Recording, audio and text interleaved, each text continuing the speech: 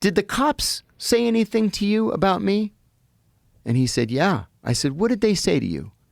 And he said, they told me that after we met, you called a number in Washington and they told you to kill me. And I said, oh, they did they? So I went back to the law library and I looked this up, and this was a Class D felony. It was conspiring to commit violence in a federal facility. It's punishable by up to 5 years in prison. So I wrote it in my letter and I sent it to my attorney, and I didn't give it a second thought.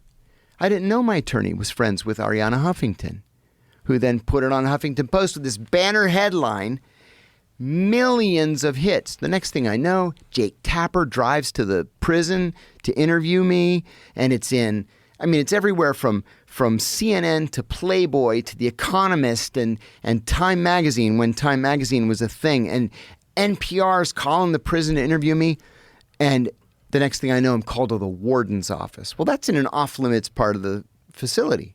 So the warden calls me in. He's like, I'm going to send you to solitary right now. And I thought, is now the time to be humble before the warden, or should I stake my claim? And I said, Warden, with all due respect, I've gone nose to nose with Al-Qaeda, with Hezbollah, with the Iranians, and you want me to be afraid of you?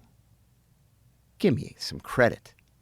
He said, yeah, we'll see what you say when you've spent some time in solitary. I said, I've lived in Yemen, in Pakistan. I'm not afraid of your Loretto, Pennsylvania solitary. Besides, I said, go ahead and send me to solitary. CNN's going to be waiting for you next to your car in the parking lot. And I just looked at him.